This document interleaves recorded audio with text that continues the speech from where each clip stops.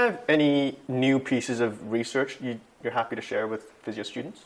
Yeah, for sure. I mean, one is I sent to you when you were asking about calves. Mm-hmm. There's a study released at the start of this year, which was generally a broad expert opinion piece essentially on calf muscle injuries. And I guess the reasoning behind that is because it's kind of new to catch up in the research world. You know, hamstrings have been researched to death, groin even to an extent, but calves had really always been kind of left behind, and a lot of the time people would just use the hamstring evidence on calves and just say, oh, it's just another muscle like a hamstring, so we'll just treat it like a hamstring. But we're finding that it's a lot more complicated, and so the research is starting to come out about calves, and I guess this was just trying to set the scene a little with the limited research we do have, and then get experts to weigh in and use essentially anecdotal evidence and that sort of thing to fill in some of the gaps, so that we at least have a launching pad to figure out what needs to be studied further and that sort of thing. So I think it's a really, really good paper, especially like you said, for physio students or new grad physios or junior physios, as just a big lump of information to help you wrap your head around calf injuries, or at least our limited understanding of calf injuries, and start from there rather than trying to read 50 papers on calves that each say little bits and pieces and different things. Mm-hmm. If you read this, you're going to get a decent broad knowledge of where our understanding of calf injuries is at, and then as new research comes out, we can obviously update those models and that sort of thing. Yep. Another paper that I stumbled across, it's not that recent, I think it's 2019 or maybe even 2017, but and this is a change of pace for you, but I found this really interesting. It's called Persistence of Pain in Humans and Other Mammals. And what they discuss is the fact that persistent pain or chronic pain, being defined as pain lasting beyond the time it should take for the tissue to physiologically heal, has not been observed in wild animals. And now, there could be a few reasons for that, such as there's not that many. I mean, there's a lot of nature documentaries and stuff like that, but there haven't been that many people trying to look for it in. There's also survivorship bias, where if a buffalo's limping around for too long, it gets eaten. So, you know, then we don't know whether it had persistent pain or not. Yeah. So I understand that part. But I still, it opens an interesting can of worms, because obviously humans have persistent pain. And so the first thought is, okay, our neurophysiology is quite different, and so it could be to do with that. But what then is interesting is that domesticated animals, dogs, cats, those sorts of things, they get persistent pain. So it's not the physiology. It's either survivorship bias and that sort of thing, which it could well be, or, and this is what makes me think, is there is something about the way our society, or we as people, deal with people or even animals in pain that is fucking them up. So I don't know what that is, but it makes you think, you know. And the paper doesn't provide answers. It's a very early area of research, but it just makes you think a little bit. You know, for a long time it's just been, persistent pain is an inevitable byproduct of pain. You know, sometimes it's just going to be persistent, and that's just how it is. But if it's not like that in other animals, unless we domesticate them and manage to ruin them ourselves, then we can get rid of that whole inevitable part and figure out what we're doing wrong. Okay. Switching gears a little here. What is something clinical that you've learned in your time working that uni hasn't taught you? The thing to understand is the unknowns in physio far outweigh the knowns. And so uni is in a tough position where, I mean, you go to uni to learn kind of how things work. Well, if we don't know how things work, they're kind of stuck. And so they give us as much information as they can about how we think things work and how some things do work. But I don't think they acknowledge enough or provide enough guidance on dealing with the uncertainty in our profession. And so I found it really hard in the early days, and by early days I mean 5 years at least, and I mean still now, but really hard for at least 3 years, dealing with conditions and pain presentations and things like that that didn't fit into your textbook definition of an injury, and that is most people you will see. And so you couldn't put them into a box that you'd learn about at uni and treat it the way you'd learnt at uni. You had to figure some stuff out for yourself and be uncertain about it. And I think more education about how to deal with that uncertainty and what to do with the patient sitting in front of you who's paid to see you when you don't know what's going on would be really beneficial. And there's a few, I guess, ways I've come to conceptualise it. One is start with the basics. Understand the basics. Like there's stuff we do know. We know what the anatomy is and we know the basic physiology. So make sure you know that. So learn that, know what bones are where and what ligaments are where. And, if someone puts their finger on a spot and say it hurts there, know what structures are under their finger so you've got an idea of what might be causing the pain. And understand the physiology of tissue healing so you've got a little bit of an idea of, if it's a certain type of tissue that's injured, what sort of time frame they can expect. Understand that stuff. Beyond that, I think it's really important to be able to triage people, especially with physios being a primary contact. People don't have to go to the GP and then see a physio. So people can come to you with a musculoskeletal complaint that's not musculoskeletal. And so triage them, and the three categories you can kind of triage them into is, I think all they need is rehab or physio guidance. I think they're going to be benefited by rehab and physio guidance, but they potentially need some medical help at the same time. Or they need purely medical help and then rehab and physio is going to do nothing for them. So figure that out first. Regardless of whether you know the exact injury or you've got an exact diagnosis, see if you can put them into one of those boxes. And it's all, it can change. You can put them in one box and then they come back and they've responded way differently than you expected, and then you've got to shift them into another box, and that's fine too. But try and keep checking that you've got them in one of those boxes and that it's the right box for them and that it is actually having the effect that you expect it to have. And then from there, so let's assume that they are in the rehab or physio will help box, then look at it from a person-centred point of view of what are they trying to do? I mean, why are they seeing you? One, it hurts and they don't want it to hurt. But most people are seeing you because it's interfering with something they want to do. What do they want to do? What can they do currently? And what are the building? How can we break down the steps between those two, between that disparity, and build them up? And that doesn't have to be that complicated, It doesn't have to be the world's greatest rehab exercise. You don't have to isolate the supraspinatus with this exercise and the TRA with that exercise. You can just break down the steps and understand human movement and build them up that way. And they're some of the very basic principles that I try and use every day to deal with people where I don't know exactly what is going on. And I'll give you an example. I saw a guy about 6 months ago who came in complaining that over the past few weeks he'd developed some vague upper trap, periscat discomfort. I wouldn't even have said pain. Tightness, discomfort. And he was fine with it. He's a desk worker, he drives a bit, like everyone gets that, basically. But he started to feel like, he goes to the gym 3 times a week, he started to feel like that arm was a bit weaker in the gym. And he was just getting annoyed. The pain wasn't really going, or the discomfort wasn't really going anywhere. Felt a bit weaker in the gym, just wanted to get on top of it sooner rather than later. I think the reason he did actually come to me is his personal trainer knows me quite well and sends a lot of people to me. So his personal trainer said, look, I know it's not major for you, but just go see Simon and see if there's anything that you need to figure out. So he came in with that, and I kind of, I guess, assumptively just assumed, like, oh, he's got a tight upper back. He's just doesn't move enough. We'll get him moving and he'll be fine.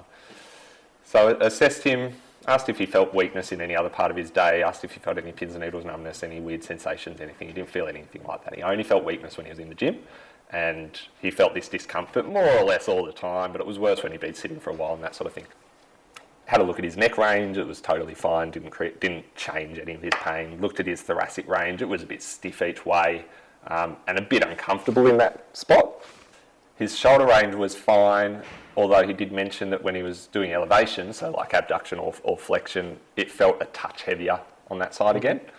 And so I was thinking, nothing hectic, pretty standard thoracic tightness, and things just feel a bit stiff and uncomfortable, and that can be perceived as weakness. But I tested his shoulder strength, and we did elbows in, and I was trying to push him into internal rotation, and he was going to resist against me. And he was looking me in the eyes, and I pushed, and his right arm, it was right-sided, just folded in straight away with barely any force. And I looked down, I said, did that happen because of pain, or are you just weak? And he looked down and went, oh, fuck. I didn't realise my arm had moved. He thought he was still here. He thought he was still resisting me, but he just had nothing. So I said, all right, well, let's just, maybe your brain played a trick on you. Let's do it again. Look at your arms, stay still, don't let me move you, tense up now, let's go. And it just folded like a gate. He had no strength whatsoever. Full internal rotation strength, nothing on external rotation. Nothing on abduction was better. He had a tiny bit of resistance and then it went. Similar sort of thing. No pain whatsoever. So it wasn't pain for him to do that, and wasn't pain for him to do that. So in that situation, and maybe I will throw this at you, what are you thinking?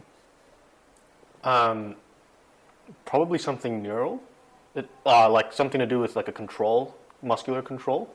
But it's weird because it's like he's able to move, and he's just saying it's weak. You would think that if he's unable to do a movement, it would affect his daily life anyways. Yeah. So then you're not thinking like there's a full tear or something like that. So yeah, something neural. Yeah. So it's weird. So it's a little bit weird. It's Yeah. a bit like not what you really expect. So I thought, and great job. You thought the exact same pathway I was, which was, okay, what can cause a muscle not to create force? A muscle not to create force in a pain-free way. Full rupture, because if it's a partial tear, it's going to hurt. Full rupture of a muscle or a nerve issue.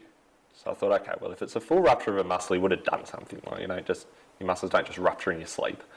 And he didn't have any mechanism, and he never had a painful incident. So I thought, very unlikely to be a full rupture. So it's got to be neural.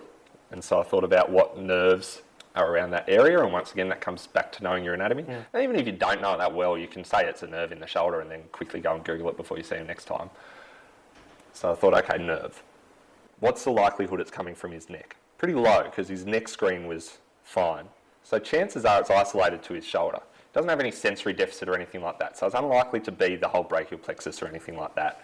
It's likely to be an isolated neuropathy or something along those lines. And so the nerve that supplies, and so the auxiliary nerve supplies the delt, but it's also got a sensation. So I tested his sensation, it was fine. It's also got a sensory function over the lateral deltoid.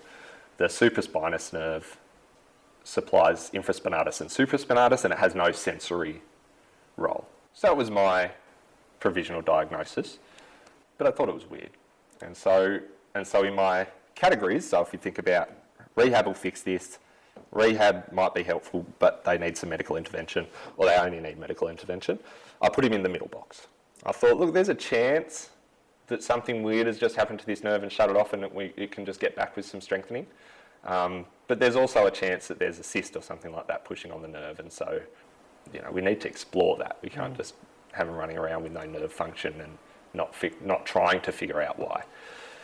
So we started, rehab that day just started on what he can do in the gym. So let's figure out all the exercises you can do that don't bother it. So we know that the posterior cuff is more active in supporting the shoulder in pressing type motions. So he was really unstable and I shouldn't use the word unstable because that implies kind of physical damage, but he was very wobbly on any pressing and just didn't look comfortable, and he couldn't lift heavy weight.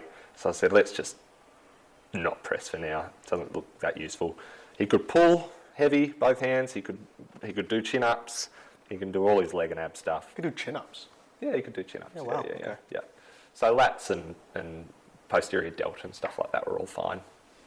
And so said, all right, so do all that stuff as per normal. Stay active. You're not in any danger in the gym. Let's start some isolated external rotation work. And so the way I got him to do it was just standing with the band and stepping away from it until he started to lose it, and just holding there and seeing how long he could hold there and doing that a few times. And in the meantime, sending back to the GP with a letter saying he's got these signs and symptoms. I believe a likely cause would be the supraspinous nerve in the shoulder. I don't think it's coming from the neck. Could we organise an MRI to see if anything's pressing on the nerve? So we got that. The GP sent him for a CT of his neck as well, which is their decision. It was fine.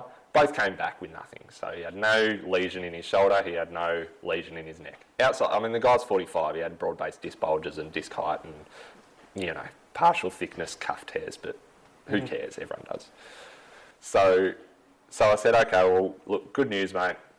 We don't need to book you in for surgery next week for some weird lesion or anything like that. Bad news is I've got no idea why your nerve's not working. I've got no clue why your nerve's just switched off on you like that. So we stayed in that box, and I said, there's two options that we've got here. We can really explore medically, and you can go to a neurologist and a sports doctor and all those and see if we can, with all the weird and wonderful tests we have, see if we can find a reason. Or I feel pretty comfortable because his symptoms hadn't gotten any worse when I saw him. And in fact, because he started going to the gym again, his discomfort around here had stopped. So I think that was more because he wasn't moving it. So he actually wasn't in any discomfort. He just still had this weakness. So I said, the other thing is, and this is what I'm leaning towards, and I'm biased because I'm a physio and I love rehab, is let's just rehab it for a few weeks and see if it improves. And if it's improving, we keep going, and if it's not, we'll go and check all that. I think you're safe to do that because there's nothing structural in there, so I can't imagine why you would be damaging the structure further if there's nothing structural in the first place. So he agreed to that. He said, that sounds good. I don't really need 1,000 medical appointments if it potentially just gets better with this rehab. So then the question comes of, okay, well, how do we know if rehab's working? Pushing on someone's arm and folding it in, it's very subjective to figure out how much force you're putting through each time. So we got the handheld dyno and we tested his external rotation strength, and his external rotation strength on his right was 50% of that on his left. And I sent him home I started him to do some pressing because I said, well, there's nothing to damage in your shoulder, so you may as well press with whatever weight you can because you're not going to cause any damage and there's no point avoiding it. So he basically went back to full gym, but I just got him to do everything dumbbells, so single arm at a time, so he wasn't just loading up a barbell and then only using his left. And we progressed his isolated external rotation work. Came back in 2 weeks and his right was 70% the strength of the left. So, all right, well, it's getting better. Any pain, discomfort? No. Are you comfortable with the plan? Yep. Okay. Came back in 2 weeks, it was 80%. Anyway, he got better in 6 to 8 weeks and he got his full strength back and everything like that. But the important part of this story is I still have no idea why it happened. I've got no idea why his nerve shut off. Why? He had no lesion, he hadn't done anything, it shut off and then it woke back up. And I mean, whether it even got better with rehab or whether it was just going to get better in 6 weeks anyway, who knows? But I think some of the important things to take away from that is the triaging, like I said, and I kept him in that medical and rehab box, but if his rehab wasn't changing, I would have shifted him to that medical box, or if his MRI had come back with a massive lesion that he needed surgically repaired, then he goes in the medical box. But also, and this is something I struggled with so much for so much of my career, is be honest. Like I told him from day one to the day that he walked out and I told him he doesn't have to see me anymore, I have no idea why your shoulder nerve stopped working. Like, I really don't. And when I told him, when I made the plan to do rehab instead of exploring medically more, I didn't just say this is what we're doing. I said, these are our 2 options because I don't know what's going on. So we can go medical quickly, or I feel like you're safe to try rehab for a little bit. And he made the decision to try rehab for a little bit. And so when I think about dealing with uncertainty in the clinical setting, my piece of advice, and it sounds a bit fluffy and weird, is, and it's a piece of advice that I definitely didn't follow early, is treat everyone like you would want another physio to treat your mum. So your mum's in Canada? She's here now, actually. Oh, she's here now. Oh, okay. Oh, well, you're ruining my story. She lives in Canada? Yeah. Okay. So if your mum had a musculoskeletal issue, she can't see you because you're here and she's in Canada. So you send her to a physio. Treat your patients the way you hope that physio treats your mum. So if your mum came in with this weird condition to me and I didn't know what was going on, would your preference be for me to be open and honest about that and tell her I don't know what's going on, but give her a few options, make sure she's got an idea of who she can see in terms of neurologist and sports doctor to get more medical help, give her the option of rehab without forcing it down her throat, make sure she doesn't have anything seriously wrong early, so, get the scans that are necessary? Or would you rather someone who's extremely prescriptive, pretends they know what's going on, says, oh, yeah, no, this is fine, this is a nerve issue that, I've seen thousands, these happen all the time, which I obviously don't. It's fine, we'll just rehab it, build up strength, and, if it's a bit weaker, we'll just keep going and or maybe just go see your doctor and check, like pretending to have all the answers. And the answer's obvious to you. You prefer someone who's open and honest and tries to get the care. And it's obvious when you put it that way, but it's not that obvious when you're in the clinic facing somebody. You feel like you're meant to be the beacon of all knowledge, and you feel like you need to put on that facade and know things and give a diagnosis, and a specific diagnosis, and say, oh, you've done this to this nerve and it's because of a lesion. So try and get comfortable with the uncertainty and have a process by which you manage people regardless of whether you know what the issue is or not. Okay. That's probably enough on that. Yeah. I think just looking at that story, it's like if I put myself in your shoes like Justin right now, I think once I got those scans back and I don't know what's going on, I think I would have lost like a direction at all. Like I wouldn't even have known what are your options at this point. I would have just been stuck because like what's going on. I think that's where obviously your experience to just kind of keep trying rehab or knowing the other options to explore medically. That was really good. But you don't, and to put it that way, because like my point of that story isn't I'm so experienced and great and check out how I dealt with this dude and you'll never be able to do that. My point of this story is you can do that even without that experience. So even if you didn't know that a neurologist or sports doctor might be the next step, that's the GP's job too. So you can easily say, look, I don't really know. We can either try rehab or you can try the medical path, in which case I'll send you back to the GP and they can figure out who's going to be next best to see and leave it up to them. You don't have to know which specialists to refer to. That's why we don't have referral rights. I think we should have referral rights, but we don't. And so we may as well act like it and make the GP make the decision. And then with the rehab, it's what I said before. What can't he do? What can he do? And what are the steps towards it? And in this case, it's actually dead easy. You're freaking out because you don't know why it's happening, but he can't do that. He can do that with 50% of the force of his other arm. He should be able to do it with 100%. What are the steps to getting towards that? Just loading that movement more until he can do it. It might not work. You might keep trying to load it and he just can't do it. And in that case, you've got to pivot and go more medical. But, the rehab's, just because you don't know what's going on, the rehab's not complicated. I mean, that's probably the simplest rehab anyone could ever do. Like, you don't have to decide whether the exercise is that one movement he cannot do can do it 50%. So you can do it, but you get flustered because you don't know part of it that's actually potentially quite irrelevant and turned out to be irrelevant, which was why did it happen? I don't know. But I knew that there was a very simple plan of rehab we could follow, whether it worked or not, who knows. And if it didn't, then there are doctors that know more than me. So piss off and go and see one of them. What a gem drop, that one. Oh, you like it? Okay, good. Okay. If you were to say you had a specialty or an area of the body that you are, I guess, most comfortable with, what would you say that is? It's a good question. I've thought a lot and weighed a lot about the whole kind of specialist versus generalist thing. Look, I think there's a few, and I think they're mostly situational. So when I was working at Sydney Uni AFL, there were a lot of adolescent, or not adolescent, but like young adult, so early 20s, late teens type athletes playing AFL. And so one of the biggest kind of injury issues in that group is groin injuries. So I dealt with a lot. I did a lot of reading on groins in that period. And so as part of that, for my master's webinar, which is a big presentation you have to do at the end of your Masters of Sports Physio, I focused on groin injuries. Through the Sydney Kings and basketball, ankles and knees I've seen a lot of. And so through that, Dave and I have ended up teaching on the Sports Level 2 course about ankles and knees. So I've got a lot of experience in that.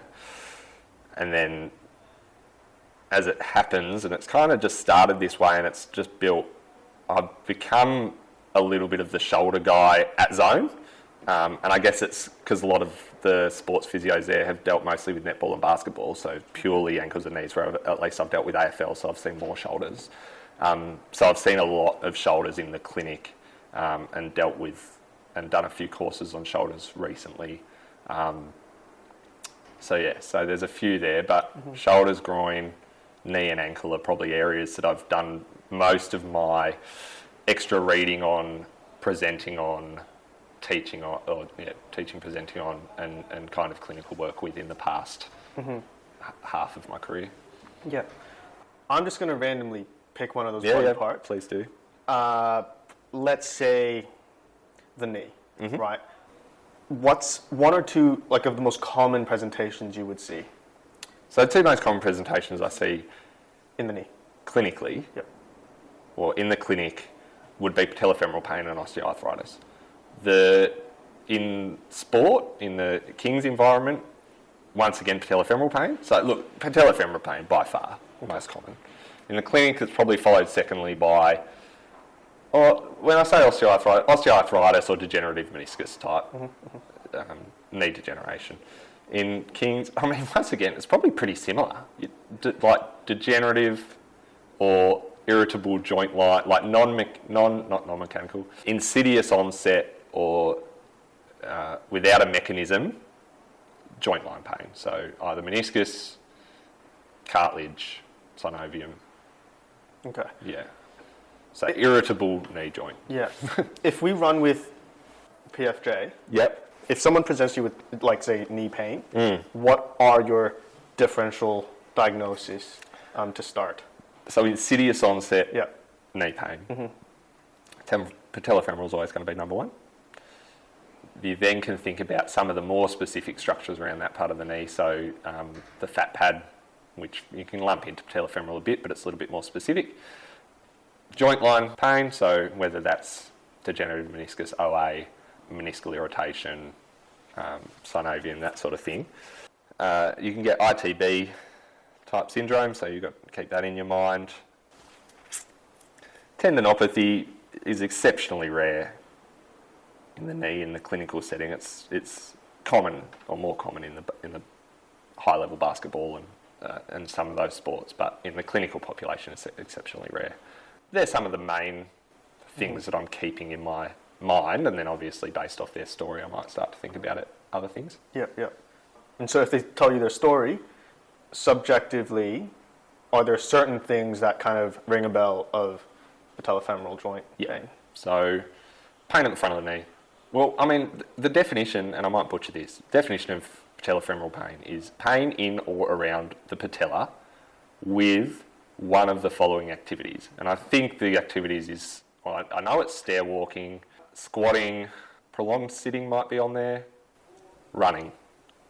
I think it's those. Maybe there's one more, or maybe one of those isn't in it. But that's a definition of it, because I mean, it's a clinical diagnosis. There's no scan that can tell you you've got patellofemoral pain. So that's what I'm looking for. So where's the pain? Front of the knee. Okay, it's probably patellofemoral pain, but let's hear more of your story. What bothers it? Squatting or stairs or running or prolonged sitting. Okay, so that's you're pretty certain it's that, unless you're dealing with, and then I mean the other part of it is it's insidious onset. So it didn't just come on like that. They just started to develop that pain and discomfort over a bit of time. Yeah, but those presentations or like those activities would also hurt, say, for someone with patellar tendonitis. Only if they're really flared up. Oh, okay. Squatting, yeah, but stairs, prolonged sitting, no. But you're right. Okay. So you can't diagnose it purely by subjective, but you can get a good idea. I mean, the biggest thing subjectively, if you want to separate a tendinopathy and patellofemoral pain, is the level of the, like, tendinopathy only happens, or I shouldn't say only, because there's always weird and wonderful cases. Patellar tendinopathy is very different from Achilles and from pretty much any other tendon. Only really happens in elite jumping athletes. Like, you got to be like, the patellar tendon is thick and strong. You got to be putting some serious loads through it to upset it. So 90%, 95% of the population won't fit that category. So when they walk through the door, even before I told you what's wrong, you say, you don't have patellar tendinopathy. You got something else. Yep.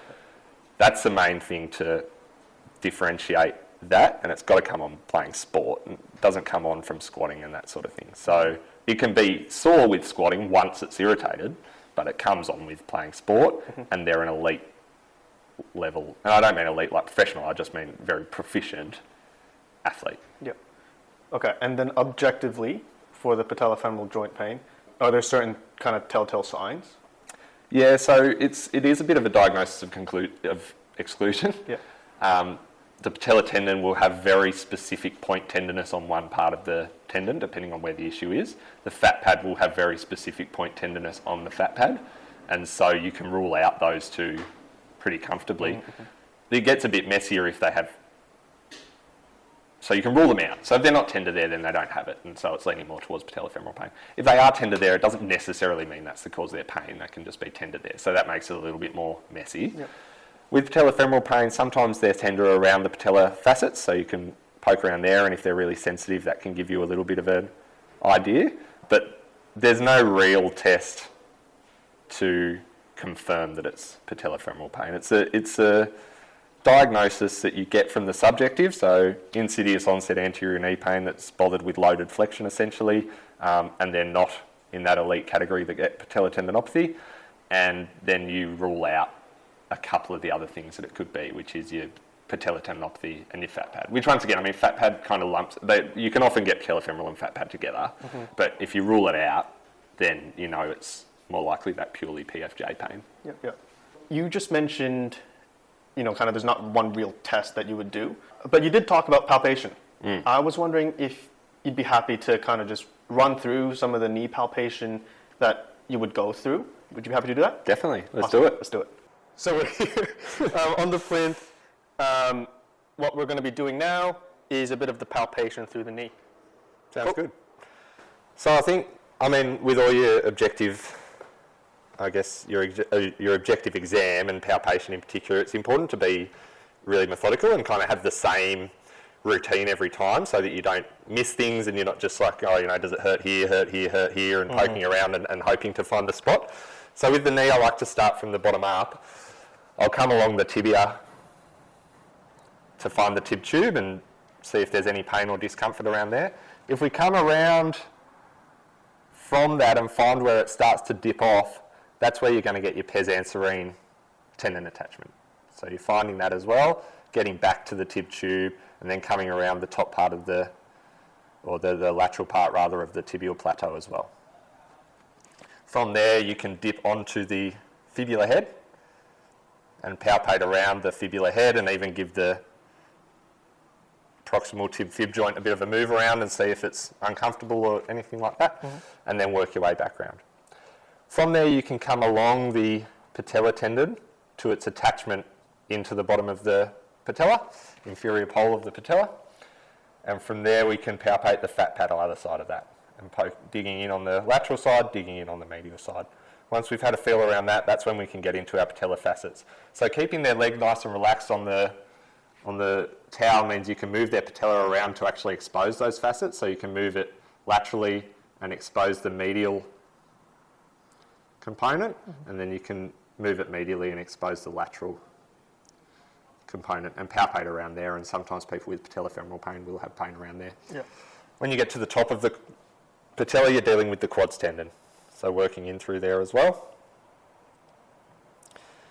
From there we can move back around laterally to find the ITB and where it runs over the lateral femoral condyle and give that a play as well. So I'll do that all in long sitting with the knee on the towel, and then I'll bend the knee up. Once in flexion, you can palpate some of the same areas because things like patella tendon and those sorts of things may have different sensitivity depending on if they're in long sitting or knee bent. But I'll do the exact same procedure. Come up, tib tube, go out to pes anserine, come around the lateral tibial plateau onto the fibula head and palpate around there, and then coming back up the patella tendon to the inferior polar patella. The difference in this point is with the knee bent, we can now palpate the joint lines. So we can come dip in, so once again you're on the fat pad, and then you're working your way around the lateral joint line, all the way into the back and that posterolateral corner, and then come back and we're working our way, once again you've got fat pad, and then you're working your way around the medial joint line, all the way around to the back.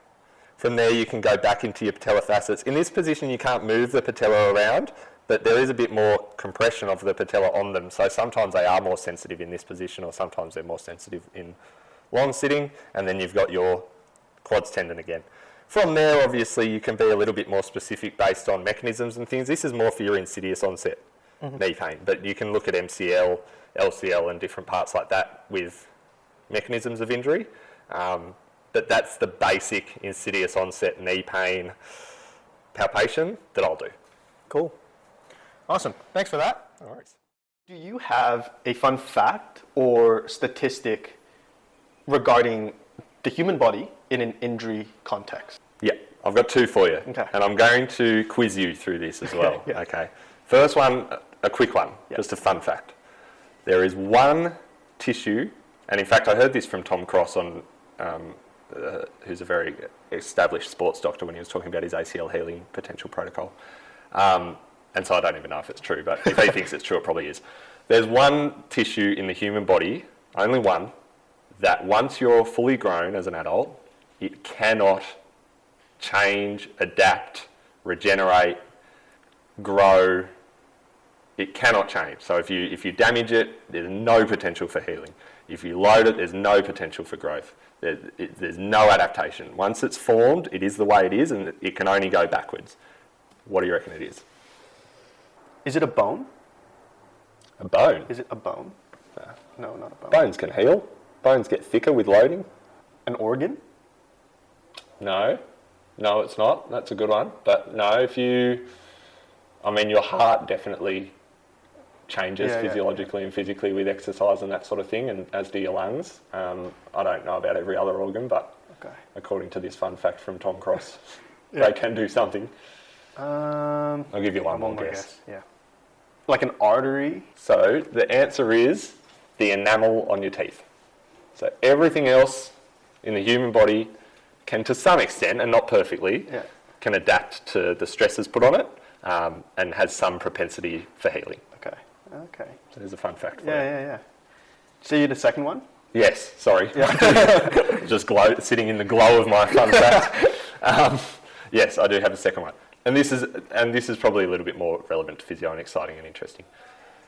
When you think about rotator cuff related shoulder pain, the most common area for pathology in the rotator cuff is the supraspinatus, which you'd be probably aware of. So that's, when you get any ultrasound back or MRI back from a shoulder scan, it shows degeneration or partial tearing or tendinopathy on the supraspinatus. First question I have for you is, do you think that it's most commonly on the bursal surface, so the top of supraspinatus, which sits below the bursa and then the acromion, or the articular surface, which sits on the glenohumeral joint? Which side of the supraspinatus do you think is more commonly? I think by instinct, I want to say not the bursa surface. Just because the bursa is softer, it's protective. It's protective, yeah. So you're right. So it's on the articular surface. But that, I know by instinct you want to say bursa, but if everyone's talking about subacromial impingement and things like that, that would be pinching on the top, on the bursal surface. So it kind of puts a bit of a lid on the whole subacromial impingement idea of the reason for shoulder pain. Yeah. Because most of our supraspinatus pathology is on the underside, not the top side. So not because it's being bothered by the acromion. Second question I have for you, because when we think about when a tendon's most irritable or most stressed, it's when they're loaded and compressed at the same time. So if you think about the Achilles tendon at the calcaneus, when you drop off a step and try and do a calf raise, so you're in dorsiflexion and it's on stretch, and then you try and create a contraction, that's the most irritable position for the Achilles tendon. Whereas if you stay up high in a calf raise, it's under strain from the calf, but it's not being pressed against the calcaneus. Okay, so most of our pathology in the shoulder, or rotator cuff related pathology in the shoulder, is on the articular side of the supraspinatus. What position do you think that is under its most compression?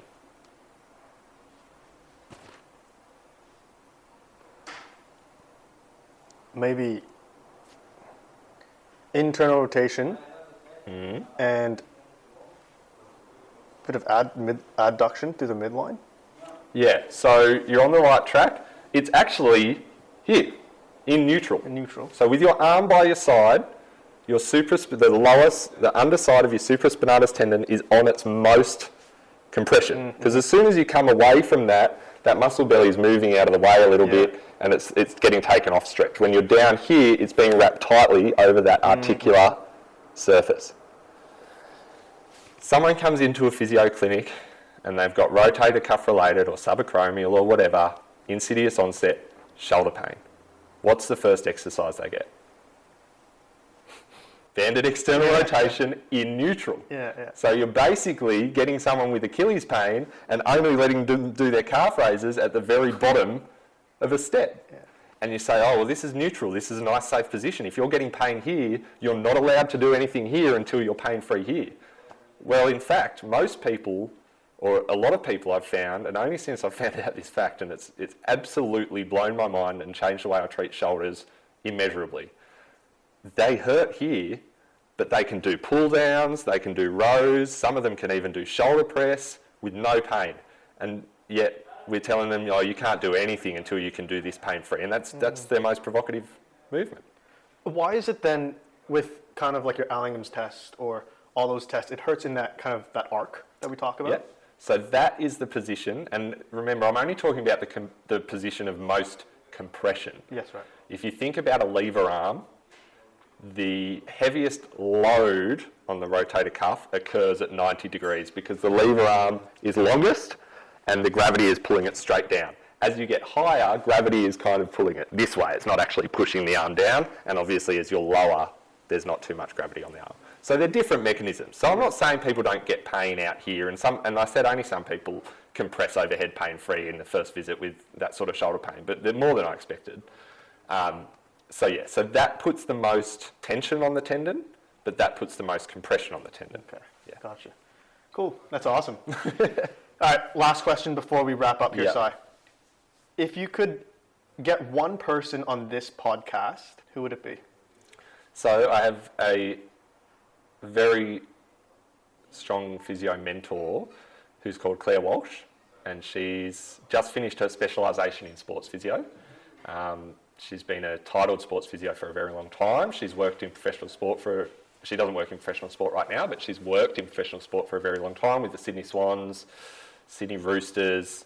She's been to a few Olympic Games with water polo. She's been to Winter Olympic Games with, I think just with the whole team. I don't know if she was with a specific sport at Winter Olympic Games. She's done a lot. Extremely good sports physio, works out of the Stadium Clinic in Moore Park. And I had lunch with her yesterday and asked if she would be interested. So yeah, I can put you in contact with her and see if it works out for you. But she would be great to get some insight. Yeah, that's awesome. I'm keen for it. Yeah.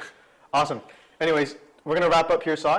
Thank you so much for your time. Thank you for being on the podcast. I learned so much just sitting here, man. I'm glad. Yeah. I enjoyed talking about it. And thanks for having me on. It's a great initiative, and yeah, I'm really impressed with what you're doing, man. Thank you. And just want to wish you all the best on your future adventures to the UK, and hopefully we'll see each other when you're back. Yeah, sounds good. We won't be strangers. Yeah, that's right. Pleasure. Of course. All mine.